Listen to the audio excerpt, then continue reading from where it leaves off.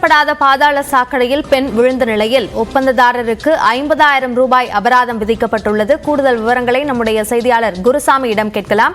குருசாமி, இப்ப அபராதம் விதிக்கப்பட்டிருக்கு, மேலும் இது போன்று நடக்காமல் இருக்கிறதுக்கு என்ன நடவடிக்கை எடுத்திருக்காங்க? கோவை காந்திபுரம் 100 அடி வீதியில் கடந்த 16ஆம் தேதி நடந்து சென்று கொண்டிருந்த பெண் ஒருவர் அங்கு பாதாள சாக்கடை குழியில் தவறி விழுந்தார். இந்த சிசிடிவி காட்சிகள் வெளியாகி இருந்தது.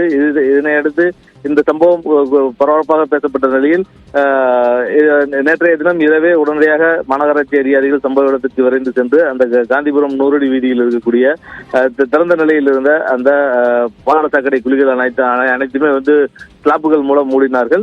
இது தொடர்பாக அதிகாரிகள் மேற்கொண்ட விசாரணையில் அந்த பாதாள சாக்கடை பணிகளுக்காக கடந்த 10 தினங்களுக்கு முன்னர் அங்கிருந்த ஸ்லாப்புகள் அகற்றப்பட்டு பாதாள சாக்கடையானது தூர்வாரப்பட்டிருக்கிறது.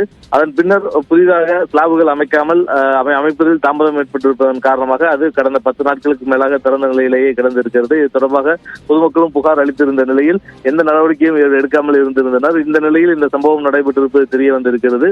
இதனையடுத்து இது தொடர்பாக விசாரணை மேற்கொண்ட மாநகராட்சி ஆணையர் சிவகுரு பிரபாகரன் இந்த ஒப்பந்தம் மேற்கொண்டிருந்த பணிகளை மேற்கொண்டிருந்த ஒப்பந்ததாரருக்கு 50,000 ரூபாய் அபராதம் விதித்து நடவடிக்கை எடுத்திருக்கிறார்.